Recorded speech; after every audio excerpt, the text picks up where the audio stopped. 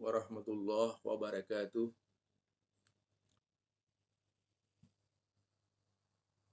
Innal hamdalillah nahmaduhu wa nasta'inuhu wa nastaghfiruh wa na'udzu billahi min sururi anfusina wa min sayyiati a'malina may yahdihillah fala mudhillalah wa may yudlil fala hadiyalah.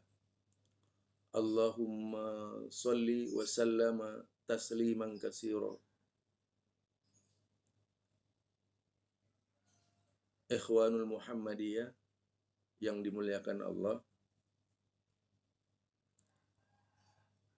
yaitu warga Muhammadiyah, al-Muhammadiyin lil Musirawas wa Lubuk Linggau bi ikhtiraman. Alhamdulillah, pagi ini kembali bersama saya kembali seperti kajian biasanya.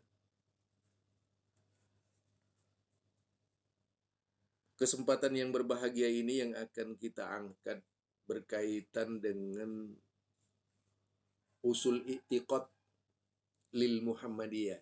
Jadi saya ada dua pembahasan, Pak. Yang pertama itu kita akan membicarakan usul i'tiqad Muhammadiyah, yaitu pokok-pokok keyakinan Muhammadiyah. Kemudian saya juga punya warisan dari Kiai Haji Ahmad Dahlan ya. Ini mungkin bapak-bapak juga belum dengar ya, belum pernah baca ya. Belum pernah baca ya. Jadi judulnya adalah yaitu Aqaidul Muhammadiyah, keyakinan Muhammadiyah, yang ditulis oleh Kiai Haji Ahmad Dahlan dalam bahasa Jawa. Ini yang ngerti Bapak ini, kalau saya nggak ngerti. Karena ini bahasanya adalah bahasa Jawa semua ini. Di sini ada terjemahannya ya. Warisan Kiai Haji Ahmad Dahlan 109 tahun yang lalu. Yang perlu kita baca dan perlu kita cermati, kita hayati, dan kemudian harus menjadi bagian dari keyakinan kita sebagaimana diajarkan oleh beliau kepada murid-muridnya ketika itu. Tapi sebelumnya saya ingin membahas terkait dengan Muhammadiyah ini memang perlu sandaran khusus di dalam memahami akidah.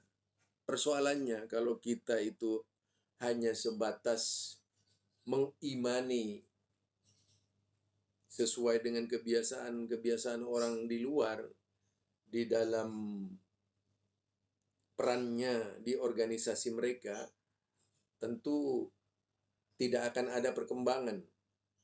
Karena saya sering, Pak, berhadapan dengan orang-orang luar Muhammadiyah itu, ketika berbicara akidah pasti mereka itu berakhir tragis.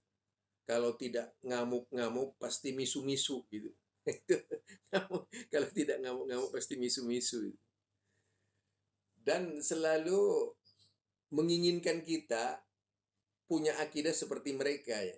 Jadi mereka ini sudah keterlaluan beranggapan kita ini ya bukan Islam. Begitu kita bersikap keras terhadap mereka, lah kemudian mereka mengeluarkan statement-statement yang di luar batas.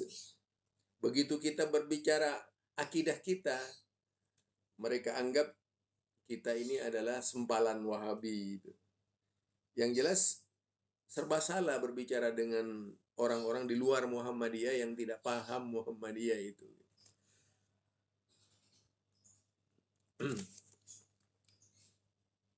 Ini gambar kalau di wilayah Musirawas nih besar juga ya Pak ya? Berubah ya Pak ya? Tapi ini, hah? Sama ya?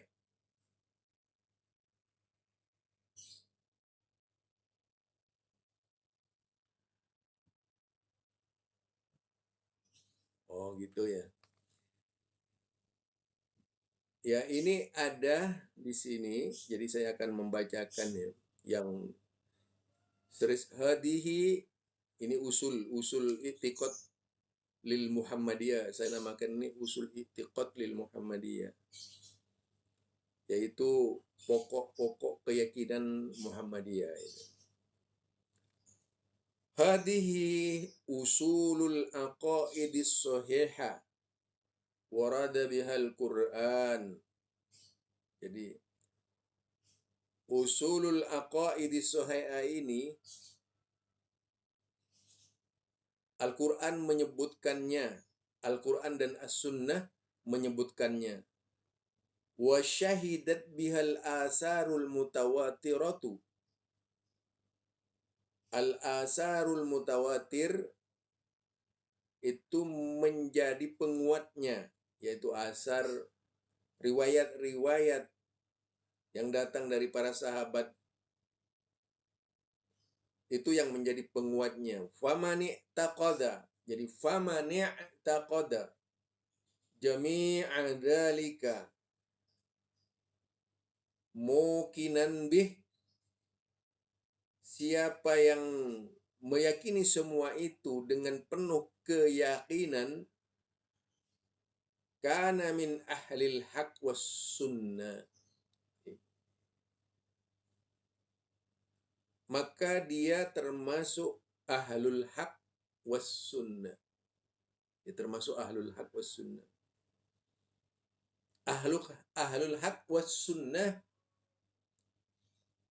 di sini pengertiannya adalah mereka yang berpegang teguh kepada ketentuan Rasulullah dan para sahabatnya di dalam berakidah.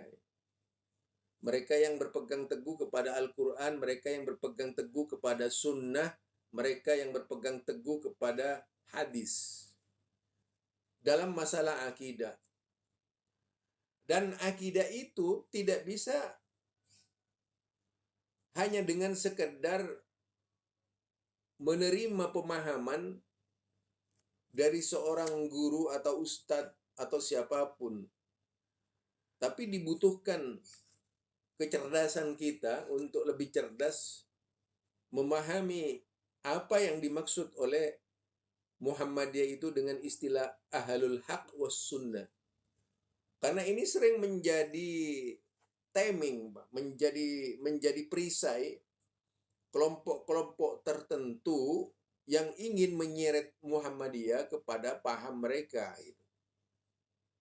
Misalnya paham di dalam Nahdien itu. Nahdien tuh punya keinginan akibat dari kata-kata global yang terdapat di dalam tarjih Muhammadiyah itu kemudian ingin menyeret Muhammadiyah ke dalam pemahaman yang disebut ahlul haq, yang disebut ahlus sunnah itu adalah kita. Itu Nahdien. Kemudian dari kelompok Asy'ariyah mengatakan, oh yang disebut ahlul haq, yang disebut ahlus sunnah itu kita. Nah, yang dari kelompok Jahmiyah juga begitu. Yang disebut ahlul haq, yang disebut ahlus sunnah itu kita. Yang dari kelompok Mu'tazilah juga berpikir begitu. Menafsirkan perkataan manhaj tarjih Muhammadiyah ini. Jadi semuanya mereka ingin bahwa ahlul haq was sunnah itu ada bersama mereka atau menjadi milik mereka. Wa faraka ahlul bid'ah wad dhalal, dan menjauhkan diri dari ahlul bid'ah wad dhalal, yaitu kelompok tadi itu ahlul bid'ah wad dhalal, ahlul bid'ah wad dhalal. Sudah bid'ah sesat lagi gitu Pak maksudnya itu. Jadi fanas'alullah kamalal yakin was sabat fid din. Kita bermohon kepada Allah keyakinan yang sempurna, wasabata fid din, dan ketetapan di dalam beragama, walikaffatil muslimin, juga untuk seluruh kaum muslimin. Innahu arhamur rahimin. Sesungguhnya Allah yang pengasih lagi penyayang. Wa sallallahu ala sayyidina Muhammadin khatamin nabiyyin wal mursalin wa ala alihi wa sahbihi ajmain. Nah, itu pokok-pokok dari akidah Muhammadiyah. Yang intinya menempatkan ahlul haq was sunnah. Nah, yang perlu kajian lebih lanjut dari kita bahwa ahlul haq was sunnah itu adalah sekelompok umat yang berjalan di atas al-haq. Sekelompok umat yang berjalan di atas as-sunnah. Mereka yang yaitu menjauhkan diri dari subhat di dalam berakidah. Mereka yang menjauhkan diri di dalam berpegangan kepada akidah yang benar dan lebih pada akidah ciptaan sendiri. Waktu saya itu berceramah di YouTube tuh, Pak, menyampaikan tentang sifat 20, yaitu ciptaan.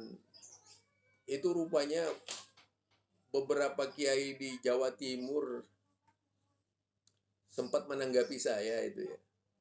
Lewat YouTube juga dengan bahasa-bahasa yang tak lazim didengarnya. Waduh, saya katanya. Saya ngeri dengan Ustadz Madura yang satu ini. Ngeri banget katanya. Karena apa? Dia katakan sifat 20 itu bukan dari Allah, ciptaan kita. Kata saya sampai sekarang tidak terjawab. Kalau memang dari Allah, tunjukkan saja di mana itu sifat 20 datang dari Allah. Tak perlu kemudian jingkrak-jingkrak, tidak perlu kemudian marah-marah, tunjukkan saja bagaimana sebenarnya sifat 20 itu dalilnya seperti apa, ngarang-ngarangnya bagaimana. Nah, itu Pak yang tentu saja di sini kalau berbicara ahlul haq, tipe mereka itu adalah yang dimaksud cara memahami agama dengan menggunakan metode Asy'ariyah. Jadi menggunakan metode Asy'ariyah itu adalah bentuk pengembangan pemikiran. Sebenarnya cara berpikir mereka ini Mu'tazilah, bukan. Karena apa? Kalau di dalam menghadapi kita, mereka tidak berbicara dalil, Pak. Mereka itu membanting kita dengan menggunakan banting setir, itu logika terus gitu. Jadi Mu'tazilah mereka, rata-rata itu yang ngaku Ahlus Sunnah wal Jamaah itu di Indonesia itu Mu'tazilah, karena cara menjawabnya, kalau Ahlus Sunnah itu kan mendahulukan dalil. Mereka itu mendahulukan logika. Jadi salah satu alasan Ahlus Sunnah model mereka itu misalnya, Bapak Ibu Nabi masuk neraka. Cara membantahnya bagaimana? Oh, Anda tega banget. Misalnya, Anda tega banget memasukkan Bapak Ibu Nabi dalam daftar orang-orang yang masuk neraka. Sekejam itu Anda. Itu dalil adalah hadis ahad walaupun sahih. Ini seperti yang dikatakan misalnya oleh Buya Yahya. Tapi ada juga yang mengatakan Anda itu terlalu kejam memasukkan itu seperti siapa ya? Oh, Asekaf itu siapa, lupa saya namanya. Jadi mereka itu menjawabnya hanya logika. Tidak ada di antara mereka yang berani menyebutkan dari hadis begini bahwa Bapak Ibu Nabi itu di surga gitu. Nggak ada yang berani itu. Jadi main logika terus menerus. Itu Mu'tazilah. Jadi alam Mu'tazilah seperti itu. Nah, misalnya Kalau Allah punya tangan, ini Mu'tazilah, Pak. Kalau Allah punya tangan, coba. Tangannya seperti apa? Panjangnya seperti apa? Nah, itu Pak. Jadi berpikirnya itu adalah berpikir mundur. Berpikir, istilahnya berpikir jongkok. Kita berbicara tangan, padahal di dalam definisi Ahlus Sunnati wal Jamaah itu harusnya pakai dalil. Mereka ini enggak pakai dalil. Pakai dalil pun itu dalil akal-akalan. Nah, akhirnya apa? Misalnya diartikan qiyamuhu binafsihi model Asy'ari. Di dalam Al-Qur'an itu tidak dikatakan qiyamuhu binafsihi. Coba kalau memang misalnya kita mau mensifatkan Allah itu dengan menggunakan Asmaul Husna, itu lebih baik daripada mensifatkan Allah dengan menggunakan sifat 20. Karena apa? Kalau menggunakan Asmaul Husna, selain terkandung nama Allah juga terkandung sifat. Itu 99 sifat Allah. Itu harusnya seperti itu gitu. Mendalilkan, mereka enggak. Jadi setiap ayat yang ada itu ditafsirkan berdasarkan logika. Itu bukan ahlul haq was sunnah yang dimaksud oleh Muhammadiyah. Yang dimaksud oleh Muhammadiyah itu adalah mendahulukan dalil. Mendahulukan dalil, kalau dalilnya itu sudah jelas terang mengapa harus tidak bisa diterima. Misalnya seperti istiwa, bersemayam. Seperti saya menanggapi seorang ulama dari Mesir ya, namanya kalau tidak salah Doktor oh siapa namanya itu oh Doktor Ali Jum'ah, itu pernah menjadi mufti di Mesir, juga pernah menjadi rektor di Mesir, eh, juga pernah menjadi Green Sheikh di Mesir itu. Satunya lagi namanya yaitu Syahid Fudah, Doktor Syahid Fudah. Ini dokter, Pak. Dia guru besar Al-Allamah, tetapi sama dengan Asy'ariyah, cara berpikirnya itu Asy'ariyah. Dia mencoba menggugurkan semua dalil-dalil yang dibawa oleh Syekh Muhammad bin Abdul Wahab. Ini kita kaitannya dengan Muhammadiyah, Pak. Jadi kaitannya dengan Muhammadiyah. Bagaimana Muhammadiyah menyikapi hal seperti itu? Jadi Syekh Syahid Fudah ini menjelaskan berkaitan dengan dalil-dalil, dengan dalil-dalil argumentasi akal-akalan gitu ya. Misalnya tentang istiwa. Ya. Dikaitkan dengan hadis yastawi qa'iman. Jadi tidak maknanya itu dia tidak mau menyebutkan yastawi qa'idan, nggak mau menyebutkan, Pak. Jadi maknanya itu adalah kalau yastawi dia tepat tunduk lurus ketika waktu ruku gitu. Atau iktidalan, itu lurus gitu. Nah, kemudian dikatakan yastawi qa'iman, yaitu ketika tegak berdiri. Kemudian kalau ditanyakan yastawi qa'idan, dia nggak berani menyebutkan, dia nggak pernah menyebutkan yastawi qa'idan, takut padahal ada hadisnya gitu. Sengaja disembunyikan. Artinya yastawi qa'idan tuh, dan dia duduk dalam keadaan lurus gitu. Misalnya di dalam sholat nih, bahasa sholat. Jadi kalau dikaitkan dengan istiwa, semayam itu, kenapa diartikan semayam gitu? Itu karena ada haraf yang namanya harafnya itu ala. Misalnya istiwa alal arash, seperti fatwa Muhammadiyah ya.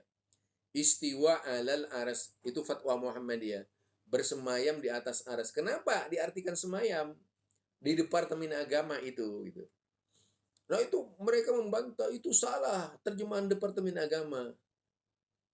Oh, kalau salah sudah pasti tidak ada yang mendengarkan pemahaman-pemahaman seperti itu. Kalau salah pasti akan meninggalkan pemahaman seperti itu di Muhammadiyah. Pasti Pak Departemen Agama juga akan mencabut itu. Sampai sekarang Departemen Agama itu tidak merubah, Pak. Yang disebut dengan bersemayam di atas arsy itu adalah istiwa alal arsy. Itu diterjemahkan di dalam bahasa Al-Qur'an tuh, kata semayam. Menterjemahkan ke dalam bahasa semayam itu memang bahasanya karena haraf yaitu karena sandaran amil tadi, amilnya adalah ala. Misalnya istawa alal judi gitu. Judi itu adalah suatu bukit misalnya, Pak. Nah, itu sehingga mereka sampai di judi, daerah yang namanya judi gitu. Nah, daerah yang namanya judi. Artinya sampai di tempat itu. Atau istawa ala dabbah, yaitu berada di punggung binatang itu gitu. Itu dalam sisi bahasa. Dalam sisi bahasa seperti itu. Kalau menggunakan kalimat ila istawa ila sama, itu menuju langit, menuju gitu. Dia menangit. Bahasanya berubah-ubah. Kata istiwa itu jika diterjemahkan menggunakan amin. Kalau arti sendirinya istiwa itu adalah irtifa dari sisi kamus tuh. Artinya tinggi. Irtifa itu tinggi, irtafa gitu. Kemudian tinggi. Jadi kemudian ada lagi yang menyebutkan istaqarra. Istiwa itu artinya menetap.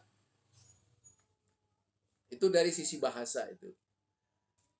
Kalau kita lihat dari sisi pendalilan yang dipakai oleh Muhammadiyah, mengapa kemudian Muhammadiyah lebih cenderung menerima istiwa itu bersemayam karena menggunakan kalimat ala. Itu Pak, jadi dalam bahasa itu karena menggunakan kalimat ala, istiwa alal arsh, yaitu bersemayam di atas arsh. Alal arsh itu alal di atas arsh. Alal arsh itu di atas arsh ya. Itu yang dimaksud. Kemudian kalau dipahami lebih jauh dari perkataan tarjih Muhammadiyah ini, dia mengartikan sesuai dengan mayoritas ulama yang ada ya. Padahal yang menerjemahkan Al-Quran ini, Pak, adalah kiai-kiai kerapya. Kiai-kiai kerapya. Mereka itu orang-orang yang hebat-hebat. Lalu apa sikap orang yang tidak menyukai dengan terjemahan yang dianut oleh Departemen Agama? Wah, itu Al-Quran kena pengaruh Wahabi. Jadi Al-Qur'annya kena pengaruh Wahabi. Lucu mereka ini, Pak. Cara dari memahami agama. Lucu. Jadi disinilah kita bagaimana membedakan, yaitu membedakan antara ahlul haq was sunnah dengan ahlul bid'ah wad dhalal dalam istilah tadi itu. Bagaimana kita membedakannya itu? Yaitu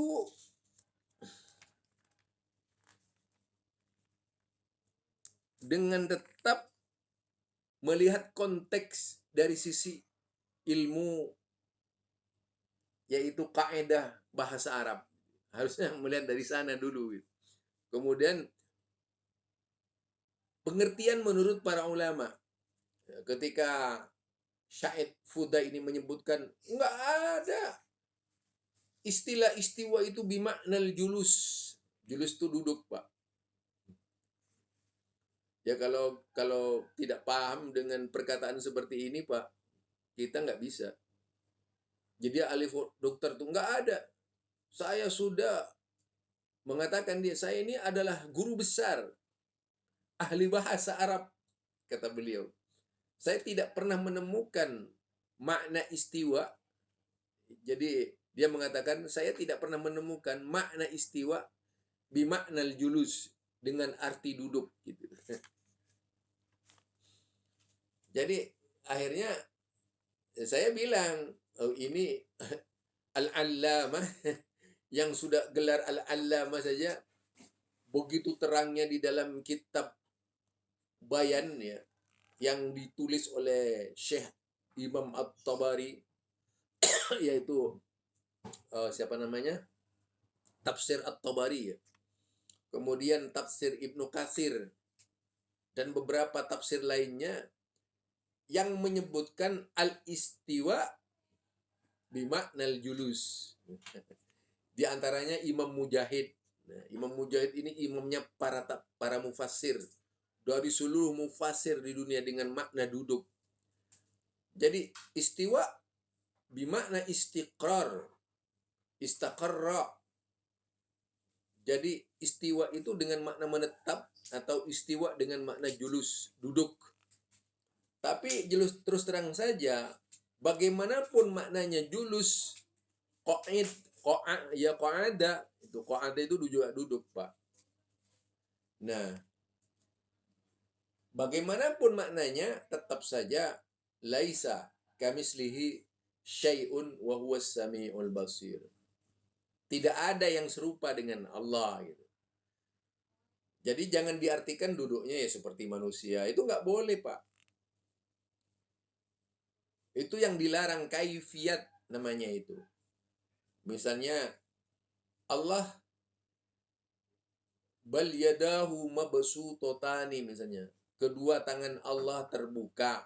Kedua tangan Allah terbuka. Ya harus diterima itu secara zahiri. Tetapi tidaklah kemudian muncul pemikiran di dalam benak kita yang dimaksud itu adalah yaitu tadi. Yang dimaksud itu adalah sama dengan manusia. Beda dengan manusia. Jadi beda ya dengan manusia.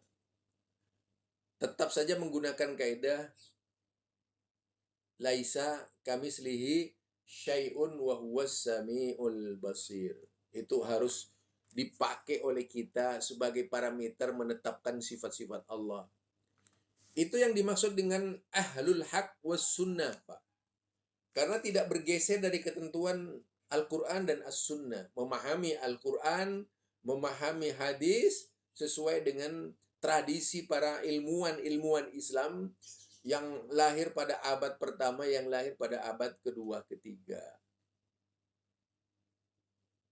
Jadi pola yang berkembang di tengah-tengah masyarakat Islam sekarang ini, kalau kita lihat, pola yang berkembang di tengah-tengah masyarakat Islam sekarang ini, umumnya itu terbelenggu pemahaman Asy'ariyah tadi.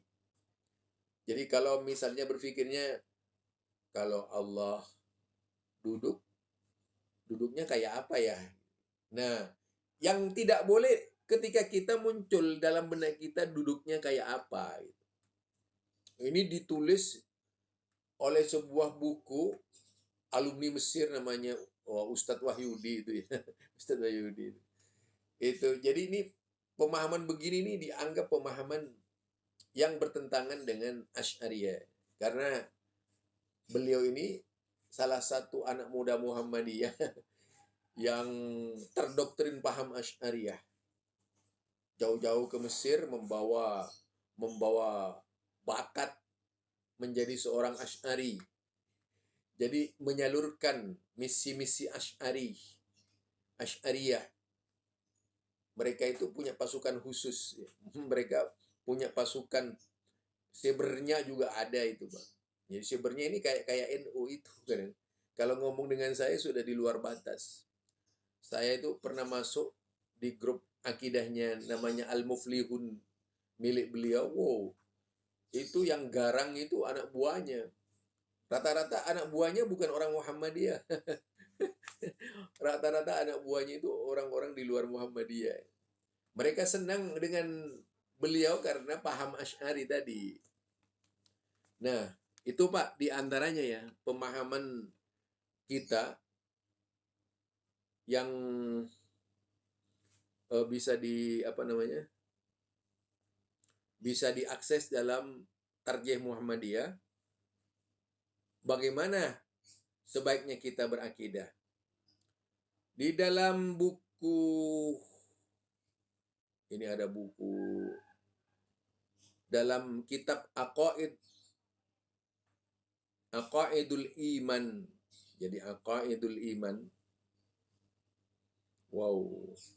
Terdapat 45 permasalahan yang dituangkan oleh Kiai Haji Ahmad Dahlan.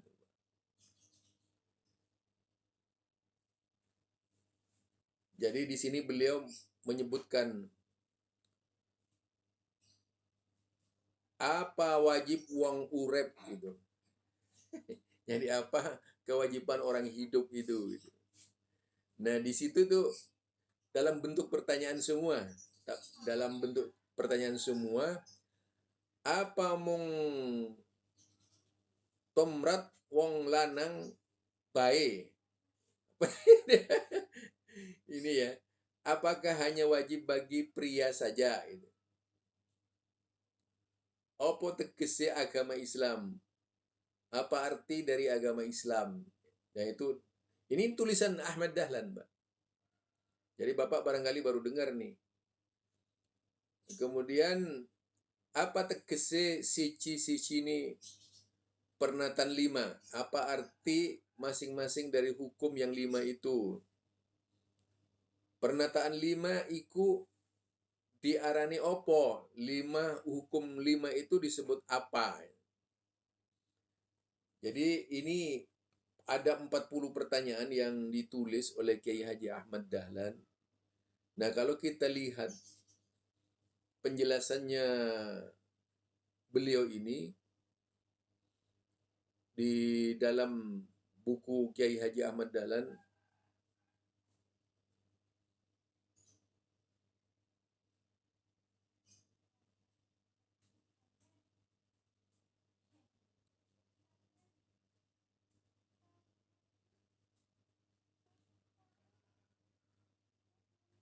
sebagai berikut. Ahmad Dahlan diterbitkan oleh R. Haiban Hajid, catatan Haji Siraj dalam Aqaidul Iman Yogyakarta. Jadi Asy'ariyah adalah salah satu nama sebuah aliran di mana namanya disandarkan kepada pendirinya yaitu Abu Hasan Al-Asy'ari. Kita dulu nih. Ini bukunya kecil banget, Pak. Jadi ini penjelasan berkaitan dengan akidah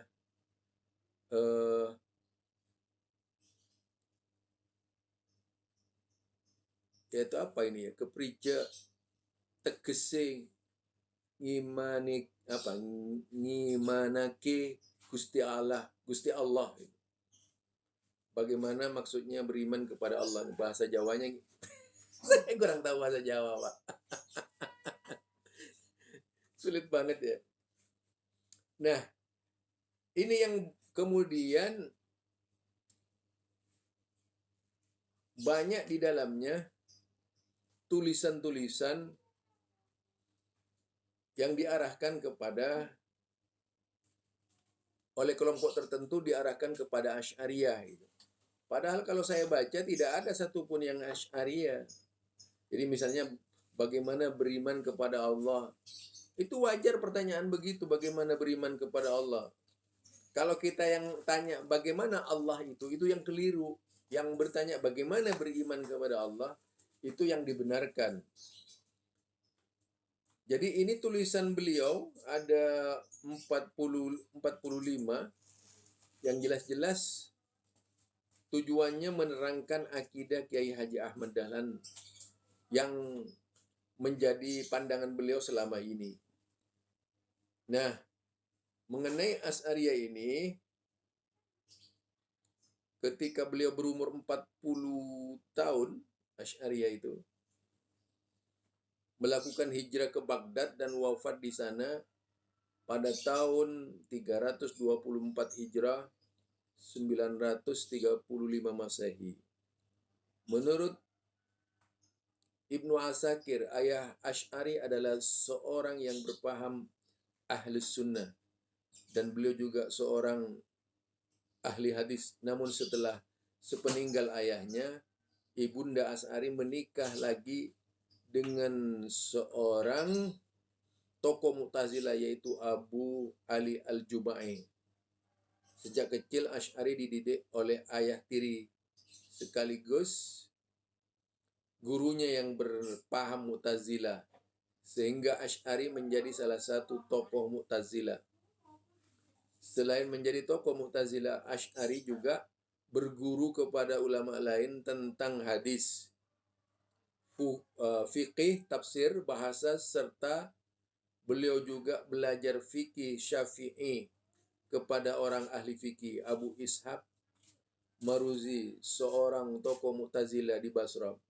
Asy'ari mengikuti paham Mu'tazilah hanya karena sampai dengan paham tersebut, sampai dengan paham tersebut. Jadi ini berkaitan dengan sosok Imam Asy'ari, Abu Hasan al-Asy'ari. Jadi beliau itu dibesarkan ayahnya seorang ulama, tapi kemudian begitu meninggal, ibunya nikah dengan seorang tokoh Mu'tazilah, Ali Al-Jubai tadi, Abu Ali Al-Jubai. Tetapi kemudian Imam Abu Hasan al-Asy'ari dididik oleh Ali Al-Jubai, bapak tirinya. Jadi bapak tirinya yang mendidik dengan paham-paham Mu'tazilah. Jadi sehingga beliau itu besar menjadi seorang Mu'tazil, I'tizal. Abu Hasan al-Asy'ari sendiri memang tidak pernah tobat, Pak, dalam pengertiannya, karena terus terang saja logika itu dipakai sebagai logika menarik memang dalam rangka mempengaruhi cara berpikir umat Islam ketika itu. Ciri-ciri Mu'tazilah biasanya lebih mendahulukan akal daripada mendahulukan dalil. Itu ciri-ciri Mu'tazilah. Nggak ada ciri-ciri Ahlus Sunnah itu mendahulukan dalil, mendahulukan akal. Jadi kalau orang berpikir lebih logika, lebih mendahulukan logika, maka itu salah satu tanda bahwa orang itu terpengaruh pemahaman Mu'tazilah. Jadi contohnya sekarang, itu keterlaluan ketika dikatakan bahwasanya Allah beristiwa di atas langit, bersemayam di atas langit. Berarti Allah bertempat dong, gitu. Muncul tuh, Pak. Allah bertempat dong. Allah itu padahal ganiyun anil alamin, keluar kutipan ayat tadi itu. Orang yang nggak tahu itu langsung terpengaruh. Ganiyun anil alamin. Allah itu tidak membutuhkan tempat. Kalau Bapak itu menghadapi seperti ini, apa yang akan disampaikan? Kira-kira. Begitu Allah tidak membutuhkan tempat. Ini ayatnya, ganiyun anil alamin. Allah artinya tidak membutuhkan tempat. Itu sebenarnya, Pak, ayat tidak tepat diartikan ganiyun anil alamin dengan tidak membutuhkan tempat. Orang banyak dibodohi oleh ayat ini, oleh mereka-mereka yang memang sengaja ingin mentok cara berpikirnya, berhenti di tempat itu. Ganiyun anil alamin itu harusnya diartikan Allah lebih kaya dari makhluknya. Bukan ganiyun anil alamin. Dalam pengertian Allah tidak membutuhkan tempat. Jauh artinya itu nggak benar. Gani itu kaya, Pak. Ganiyun. Ganiyun anil alamin. Lebih kaya dari makhluknya. Tidak ada yang sebanding kekayaannya dengan makhluknya. Maksudnya itu. Nah, kalau Allah tidak membutuhkan tempat, tidak membutuhkan makhluknya dan sebagainya. Coba ayat wa ma khalaqtul jinna wal insa illa liya'budun. Tidak aku menciptakan jin dan manusia melainkan hanya untuk beribadah kepadaku. Ayat ini jelas sekali menuntut makhluknya beribadah. Kalau dikaitkan dengan kebutuhan Allah menciptakan makhluk, Allah menciptakan neraka bagi orang yang berdosa, Allah menciptakan surga bagi mereka yang beriman. Terus kalau memang Allah tidak menciptakan ini, tidak ada artinya, lalu buat apa Allah sampai memberikan neraka, memberikan surga dan sebagainya? Harusnya ke sana berpikirnya. Jadi tidak bisa diartikan ganiyun 'anil alamin tuh Allah tidak membutuhkan tempat terlalu jauh itu. Tidak ada satupun kalimat di dalam Al-Quran yang mengatakan bahwasanya Allah tidak membutuhkan tempat. Bapak cari aja itu di dalam Al-Quran. Jadi orang-orang yang mengatakan seperti itu hanya kelompok Asy'ariyah. Dengan ayat itu mencoba mengelabui banyak orang agar mereka itu bisa menerima pahamnya. Lalu muncullah paham Allah tidak bertempat. Nah, ketika kita dikatakan ini paham Syiah, Pak Asy'ariyah itu kan orang Persia ya. Jadi paham Syiah. Bagaimana paham Syiah itu? Allah tidak bertempat. Coba kalau Allah dikatakan tidak bertempat, semua ayat Al-Quran yang berbunyi istiwa alal arash itu didustakan tuh Pak. Itu maksudnya bukan begitu, itu maksudnya bukan begitu. 7 ayat dari 7, yaitu dari istiwa alal arash itu ada 7 ayat di dalam Al-Quran. Itu semua didustakan Pak. Tidak diyakini. Bahkan ada yang tega-teganya menyebut istiwa alal arsh itu sebagai alamat palsu Allah. Jadi berarti dia meyakini juga ada alamat, tapi ini alamat palsu Allah. Ada alamat yang asli di mana? Itu Pak. Jadi mereka ini tidak mau menyebut atas. Nah, akidah Muhammadiyah Pak itu jelas sekali. Meyakini bahwasanya Allah Subhanahu wa taala itu bersemayam di atas arsy. Ilmiahnya adalah seluruh alam semesta ini yang diciptakan oleh Allah Subhanahu wa taala, seluruh alam semesta yang diciptakan oleh Allah Subhanahu wa taala itu adalah makhluk. Makhluk. Nah, alam semesta ini dari ilmu pengetahuan secara sains ya Pak ya. Nah, sains dan teknologi kalau dilakukan penelitian, dilakukan telaah mendalam melalui berbagai macam cara yang dilakukan oleh ahli-ahli astronomi seluruh ya orang-orang dari Amerika, orang-orang yang mampu kan baru dari Amerika, baru dari Korea, baru dari Cina ya.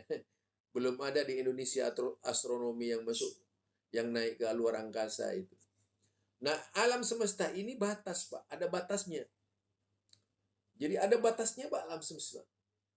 Sesudah itu tidak ada lagi ruangan yang sama persisnya seperti alam.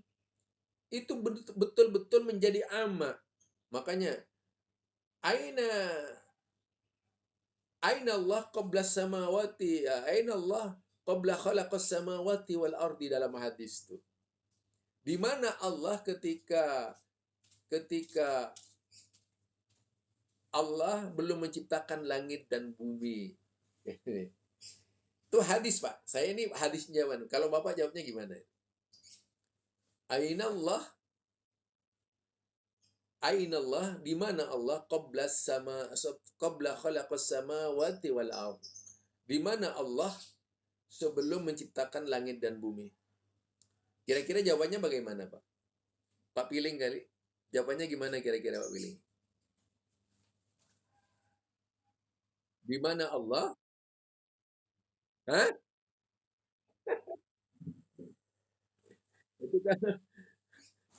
Kalau Pak Tri gimana menjawabnya itu Pak Tri? Misalnya ditanya seperti itu Pak Tri. Pak Tri? Jadi itu hadis ya. Itu hadis. Saya coba itu hadis. Aina Allah qabla khalaqas samawati wal ard. Di mana keberadaan Allah sebelum langit dan bumi diciptakan. Nah, itu. Coba pertanyaannya seperti itu tuh. Wah, itu luar biasa itu, Pak. Jadi bisa dijawab itu, Pak.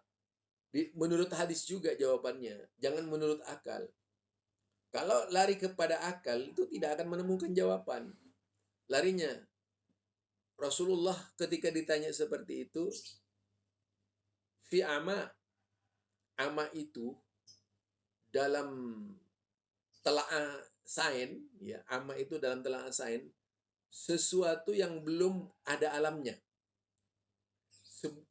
Sesuatu sebelum alam itu diciptakan. Dalam kamus, ini Bapak saya bawa keliling ke dalam kamus ya. Dalam kamus itu disebutkan kullu syai'in alam. Jadi kullu syai'in alam. Semua yang bisa dinikmati, dirasakan itu namanya alam, Pak. Alam. Sampai alam gaib ya, ada itu. Alam, alamul gaib. Alimul ghaibi wasyahadat. Jadi ada alam gaib. Nah, kalau disebut kullu syai'in alam, maka di luar alam itu bukan alam, Pak. Nah, di mana atas? Di luar alam. Alam ini adalah bawah. Itu harusnya orang yang paham. Jadi, atas di mana itu? Atas itu adalah di luar alam. Alam dengan galaksi-galaksinya semua itu alam, Pak. Alam. Jadi disinilah letaknya cara berpikir bagaimana menjadi seorang muslim yang sesungguhnya memahami ilmu pengetahuan itu sangat berguna, menambah keimanan, makin yakini kebenaran.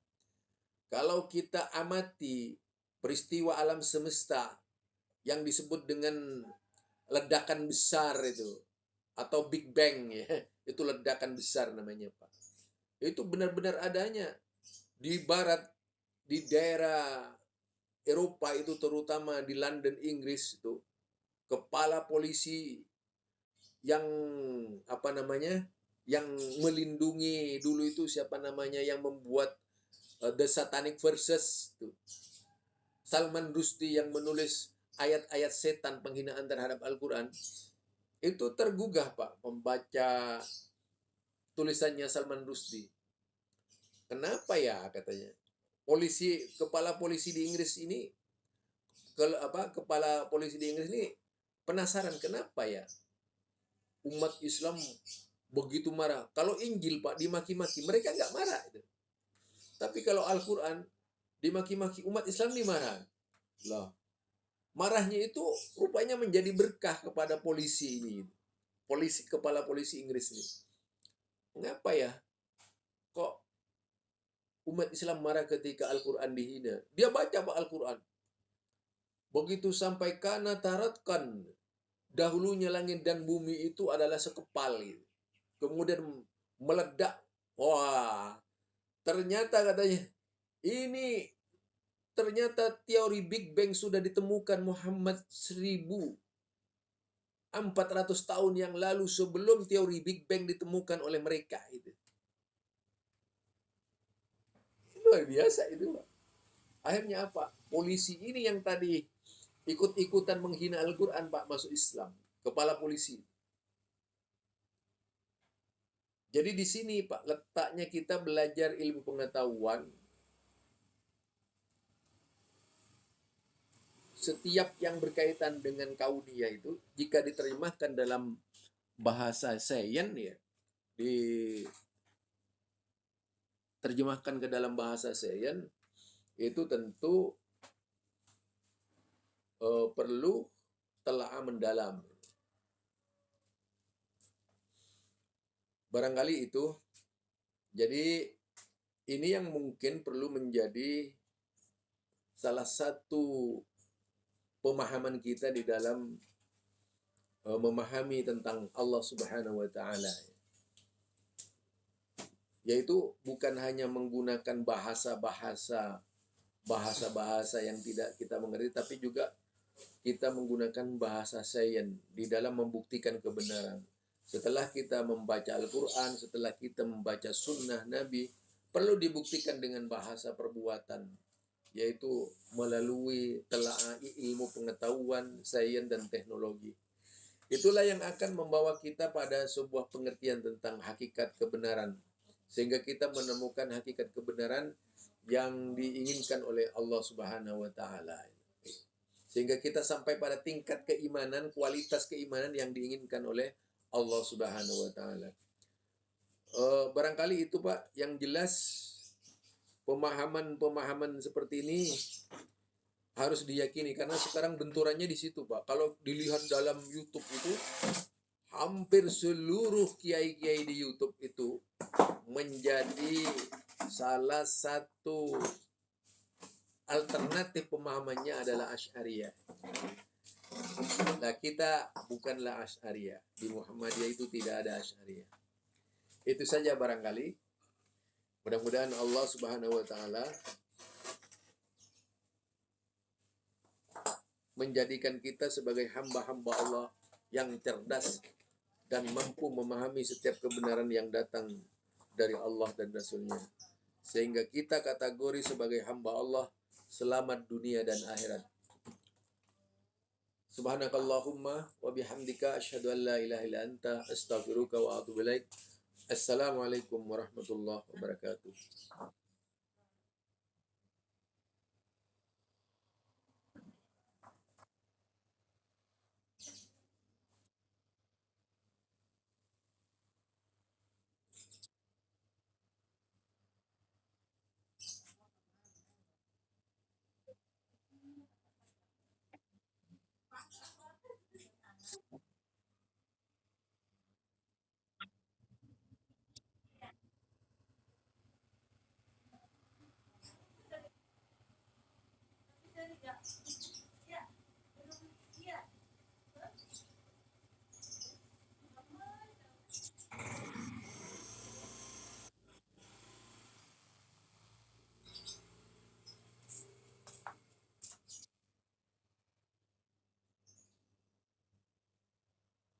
Waalaikumsalam.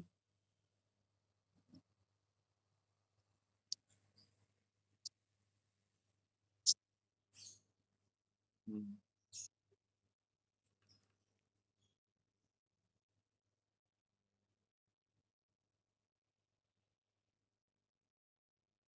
Hmm.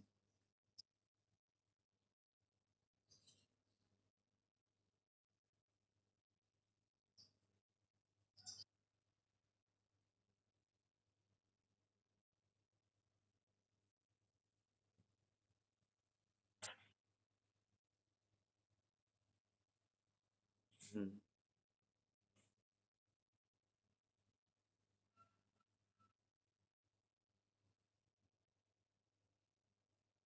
Hmm.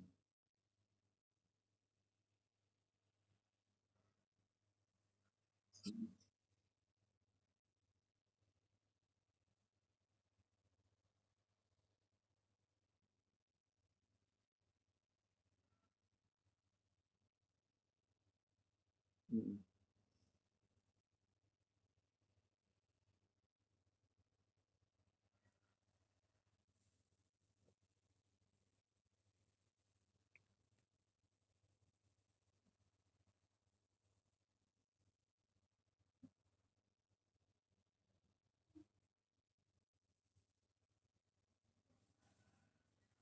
Iya, memahami suatu hukum itu yang tidak ada dalilnya secara khusus, itu memang perlu dilihat dari sisi maslahat dan mudarat. Yang menjadi patokan Muhammadiyah adalah wala tulqu aydiyakum ila tahlukat. Janganlah campakkan dirimu dalam kebinasaan. Jadi ada keterkaitan antara sains dan hukum. Jadi antara sains dan hukum itu digunakan sayanya sebagai telaah terhadap suatu masalah untuk mengetahui tingkat kualitas bahaya yang terkandung dalam suatu makanan ataupun rokok ya. Sehingga tahu persis kedudukan rokok itu seperti apa. Itu kan hasil penelitian bukan hanya di Indonesia, tapi penelitian sampai ke berbagai negara-negara, termasuk negara-negara maju ya. Sampai ada negara maju itu dalam satu ruangan khusus ada perintah dilarang merokok gitu. Kalau Bapak itu jalan di Singapura, ketika masuk ke emporium di Singapura itu, karena saya dulu pernah ada di sana, masih muda ya. Tahun 76 saya sudah ada di Singapura, Pak. Jadi saya sudah, itu tahun 76 masih belum ada fatwa rokok haram. Singapura itu sudah bersih dari rokok itu, kalau di tempat-tempat halte bus itu dilarang merokok, Pak. Lah mengapa negara yang bebas seperti Singapura ini kemudian melarang merokok gitu? Kalau memang tidak berbahaya.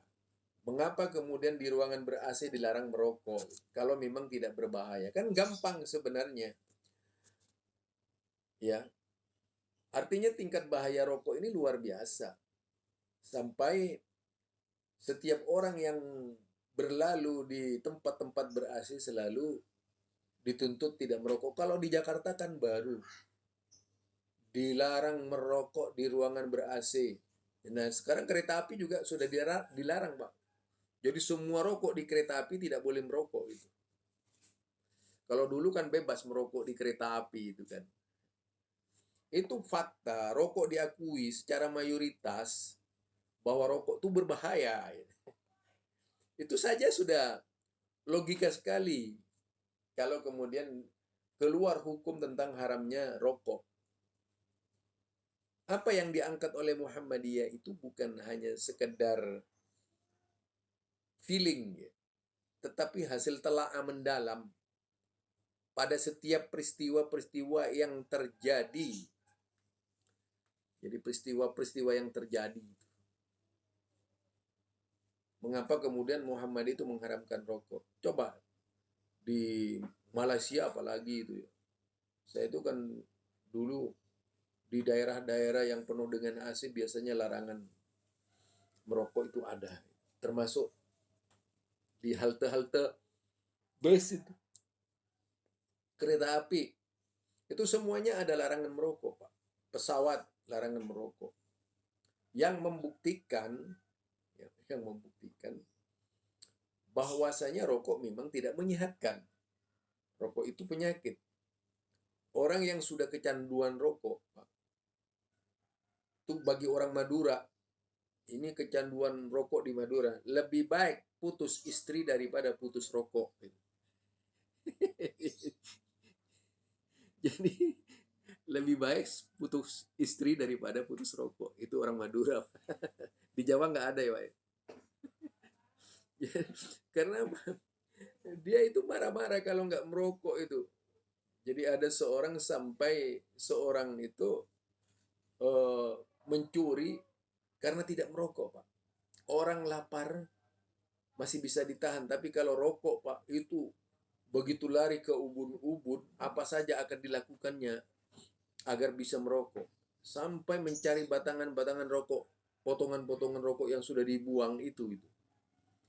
Itu gilanya orang merokok. Memang rokok ini kelasnya morfin.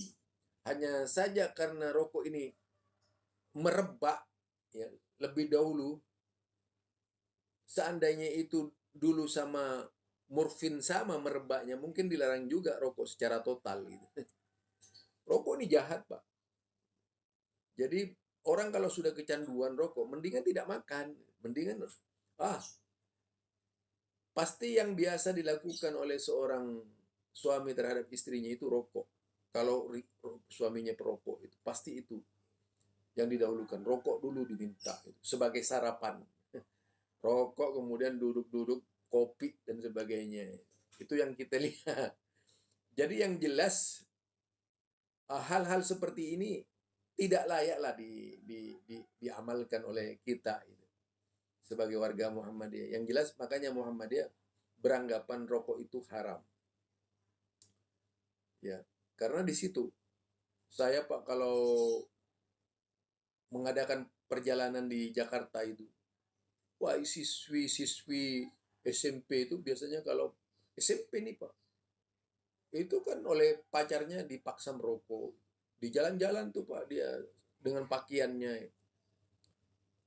Kadang-kadang mereka duduk-duduk merokok. Begitu istirahat sekolah merokok dan sebagainya. Rusak sudah mentalnya. Nah, kalau sudah mental itu terserang rokok, Pak, dipastikan orang seperti itu tidak akan pernah bebas dari masalah. Karena para perokok ini umumnya itu feeling. Jadi menguatkan feeling. Dia akan terlalu feeling. Dalam segala perilakunya itu akan feeling. Yang jelas bukan Pak Peling ya, jadi feeling. Jadi feeling nih. Itu yang menerus terjadi itu. Daya hayalnya tinggi orang merokok. Dipikirkan orang merokok itu dayanya tinggi. Kalau seandainya saya itu tidak dianggap kesalahan, saya nyuruh bapak itu poligami daripada merokok. Gitu. Itu. Karena itu bahaya, Pak. Bahayanya ya di situ tadi, merusak struktur pemikiran yang ada dalam benak kita, kesehatan kita terganggu dan sebagainya.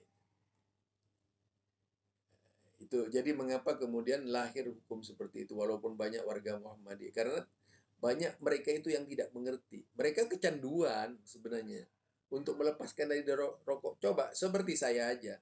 Sampai setua ini umur 56 ya, 57 gitu. 58. Saya 58, Bang. Karena tidak merokok. Alhamdulillah itu. Pikiran enak berpikir. Konsentrasi. Terhadap suatu masalah itu cepat mengkaji. Jadi kalau ketergantungan kepada rokok, seorang penulis dulu Ustadz Hasan Bandung itu, dia kalau menulis tafsir Pak, dengan rokoknya kecil. Rokoknya kecil tuh. Ustadz Hasan Bandung ke pendiri Persis tuh. Jadi dia penulis. Dan saya belum pernah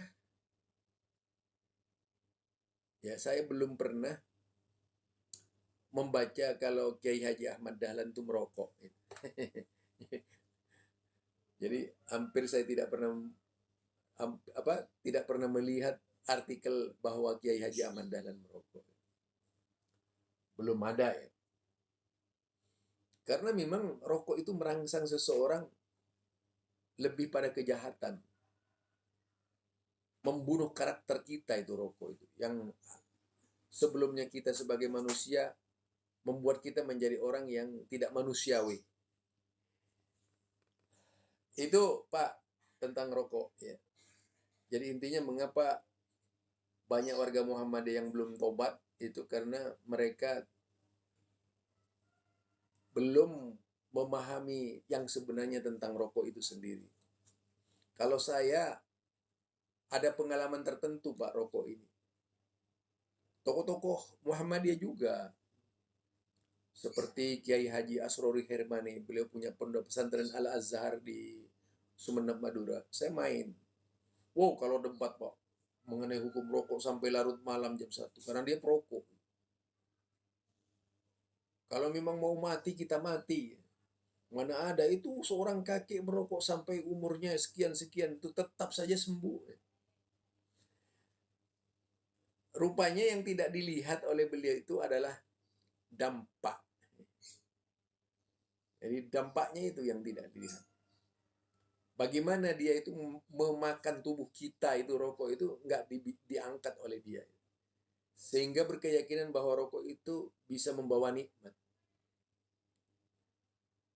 Suatu saat Asrori Harmani ini kena penyakit, Pak, dibawa ke Australia karena memang orangnya kaya, dibawa ke Australia. Ditarget oleh dokter itu, Anda usianya tinggal 10 tahun. Itu tobat, Pak, dia nggak merokok. Jadi peristiwa seperti itu banyak, kejadian-kejadian seperti itu banyak. Saya menemukan dari beberapa orang lah di sekitar saya yang saya kenal, tokoh-tokoh umat yang suka perokok. Rata-rata memang setiap kali berhadapan dengan dokter itu pasti permasalahannya rokok. Rokok. Bahkan yang terakhir sekali yang saya temui itu, ini orang bisa sembuh kalau meninggalkan rokok. Nah, justru sembunyi-sembunyi kalau merokok, Pak. Sembunyi dari istrinya, sembunyi dari teman-temannya, dia merokok di tempat. Ya, pada akhirnya sih sesuai dengan takdir lah. Kalau memang matinya merokok, ya merokok. Kalau tidak mati merokok itu berpenyakit, Pak. Jadi yang jelas, orang itu akan dibuat serba salah oleh rokok. Karenanya, mengapa Muhammadiyah itu lebih memilih mudaratnya daripada manfaatnya. Sehingga melahirkan sebuah hukum, produk hukum, ketetapan larangan merokok di Muhammadiyah. Jadi himbauan kepada teman-teman yang suka merokok di Muhammadiyah itu, karena memang mereka ini sudah kecanduan. Jadi sebenarnya alasannya karena kecanduan. Banyak itu, Pak, orang-orang Muhammadiyah yang seperti itu. Itu kan cuma keputusan Muhammadiyah, bukan keputusan Tuhan. Akhirnya begitu. Kecuali kalau Allah sudah memutuskan haram merokok baru kita. Ini kan baru organisasi yang mengharamkan. Ada yang begitu, Pak. Jadi mereka ini tingkah lakunya aneh gitu. Ya. Barangkali itu, Pak.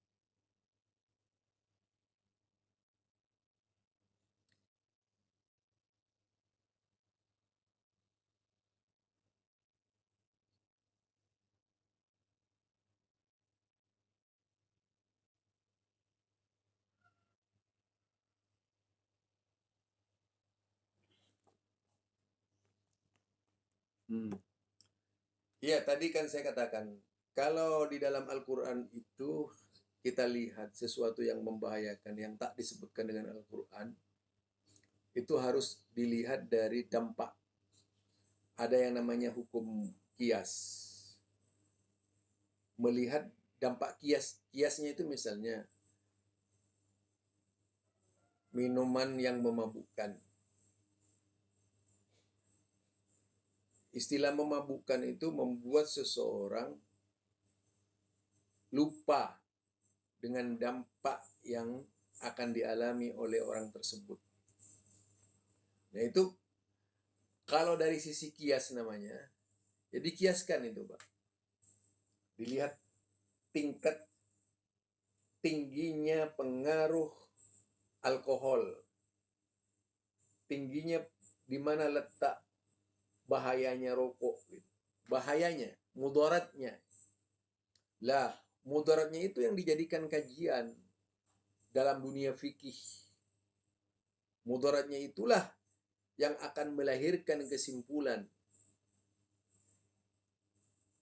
dari hasil telaah bersama dari kalangan pakar yang kelak kemudian menghasilkan pernyataan bersama tentang bahayanya hal itu. Morfin saja nggak ada di dalam Al-Quran. Iya kan? Morfin nggak ada di dalam Al-Quran. Oh, makan orang di dalam Al-Quran tidak ada, Pak. Kan tidak ada larangan makan orang. Apa ada larangan makan orang? Nggak ada kan? Jadi bagaimana kemudian bisa menjadi hukum itu mudarat gitu ya? Itu ditelaah dari sisi maslahat dan mudaratnya. Tingkat bahayanya, lebih tinggi bahayanya tidak. Nah, dari hasil bersama seluruh dunia itu sepakat, bukan hanya dokter di Indonesia berkaitan dengan rokok. Tinjauan para dokter seluruh dunia itu hasilnya sama, rokok itu bahaya.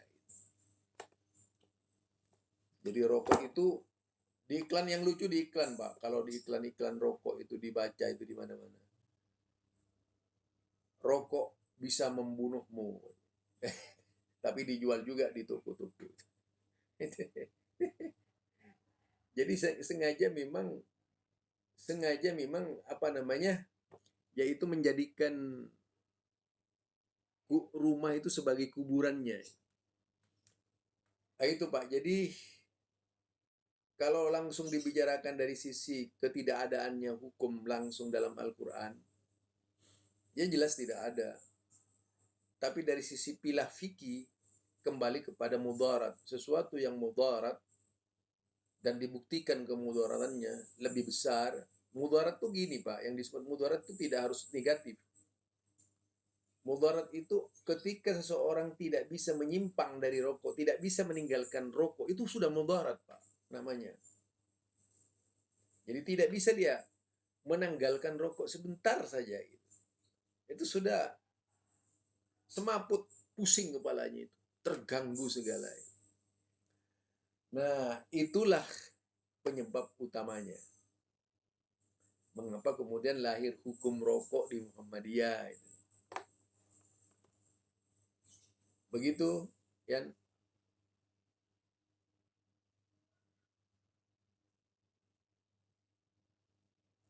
Silakan Pak Pilih. Iya.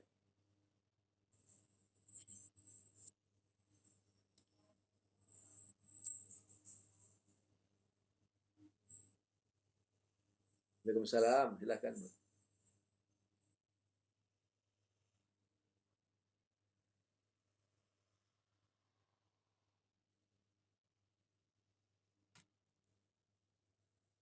Hmm.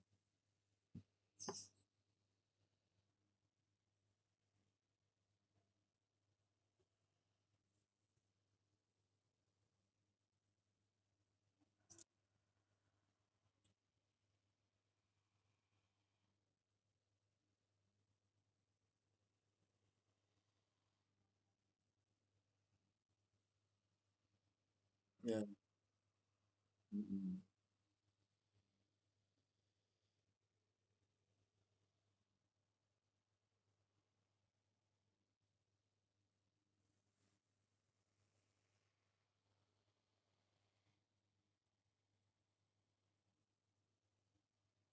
Hmm.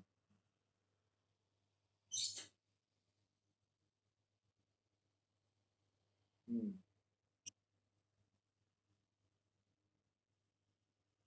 Ya, berbeda lah antara Asmaul Husna itu dengan sifat Allah 20, beda jauh. Asmaul Husna itu disebutkan di dalam Al-Quran dan hadis Nabi. Nah, umumnya semua di dalam Al-Quran ada Asmaul Husna itu. Yang kemudian kelak tertulis dalam hadis Nabi, riwayat Tirmidzi, Ibnu Majah, dan banyak sekali itu riwayat-riwayat berkaitan dengan Asmaul Husna. Ya mendingan suruh nyanyi Asmaul Husna. Ya. Seperti lagu misalnya Huwallahulladzi la ilaha illa huwar rahmanur rahim Al-Malikul Qudusus Salamul Mu'minul Muhaiminul Azizul Jabbar. Ila akhir itu. Wah, itu lagu ya. Salah satu lagu itu yang mungkin tuh digemarkan. Kalau sifat 20 kan tidak ada di dalam Al-Quran. Tuh. Di dalam hadis Nabi jelas. Walillahi asma'ul husna. Ada lagi.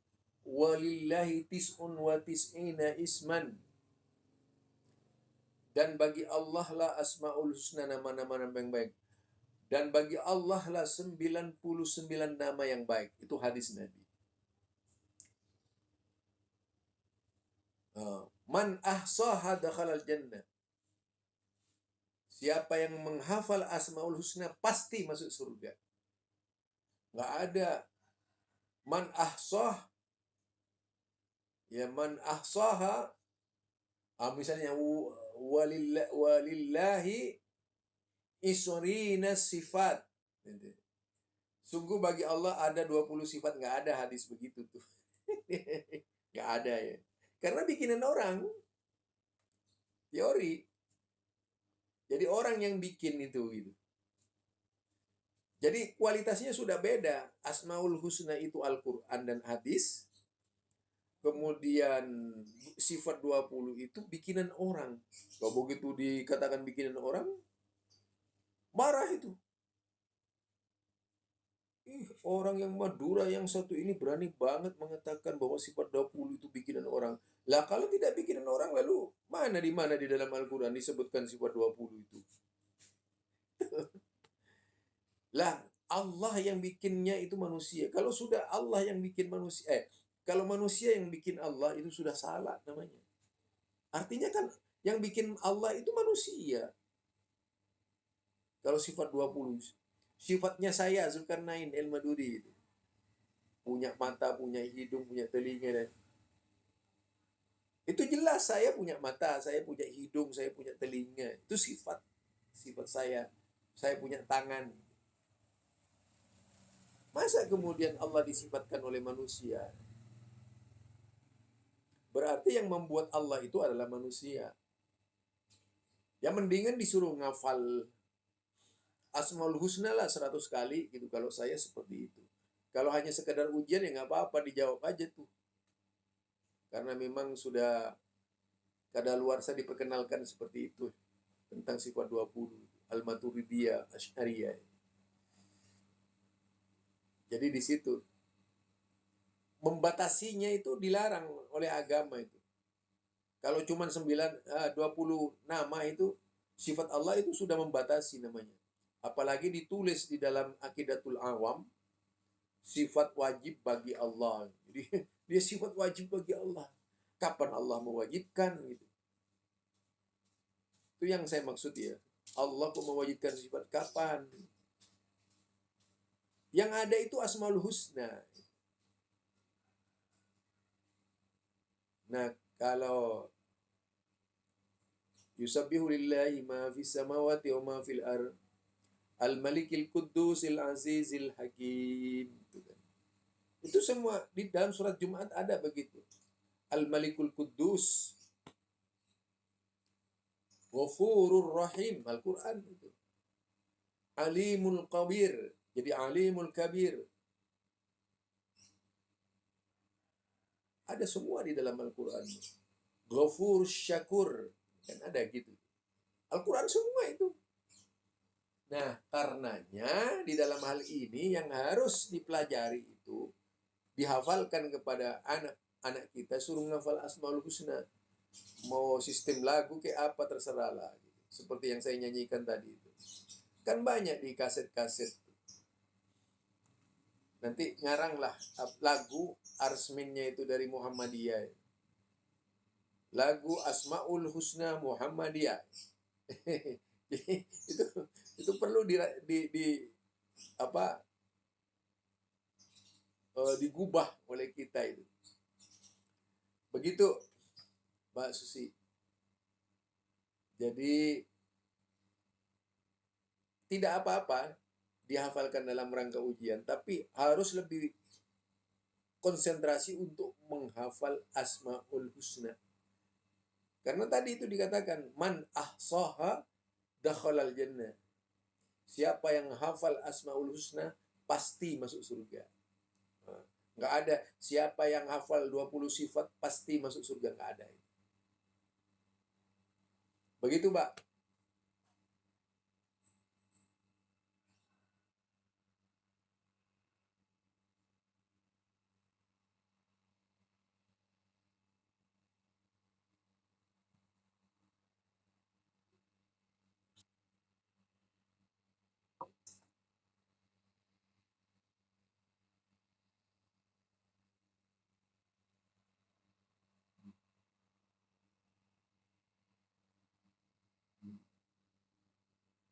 Ya,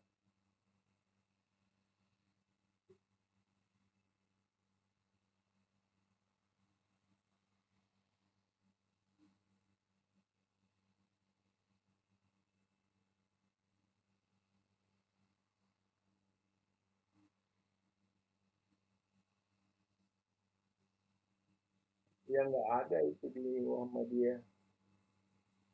Jadi di Muhammadiyah itu tidak ada tradisi puji-pujian atau selawatan sebelum sholat. Itu yang dipandang oleh Muhammadiyah dengan bid'ah, sesuatu yang harus ditinggal. Sholat, kalau kita menyambut sholat, nunggu sholat, ya cukup dengan sholat sunnah saja dan sebagainya. Atau ya dengan baca Quran sambil menunggu imam. Bukan dengan kebiasaan mereka puji-pujian dilakukan bersama. Karena tidak ada tuntunan dalam Islam yang seperti itu. Itu yang dipandang bid'ah oleh Muhammadiyah. Jadi di Muhammadiyah itu tidak pernah dilakukan hal itu. Di masjid-masjid manapun di Muhammadiyah. Kalau ada masjid Muhammadiyah yang seperti itu, pasti dia penyakit orang luar yang masuk ke Muhammadiyah itu. Begitu, Pak.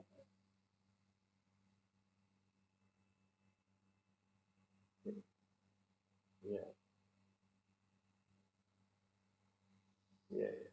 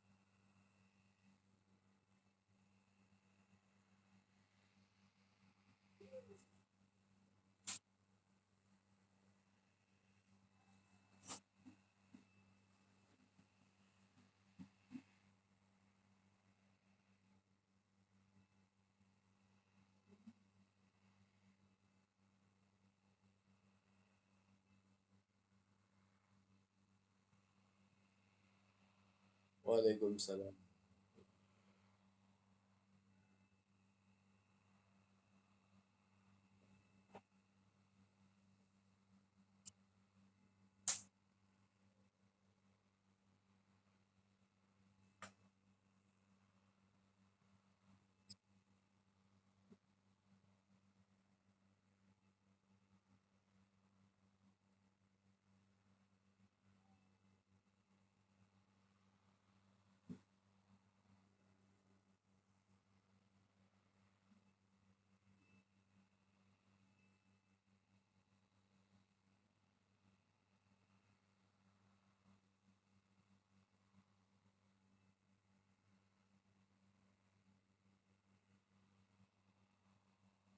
Waalaikumsalam.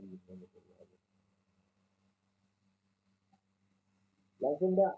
Assalamualaikum warahmatullahi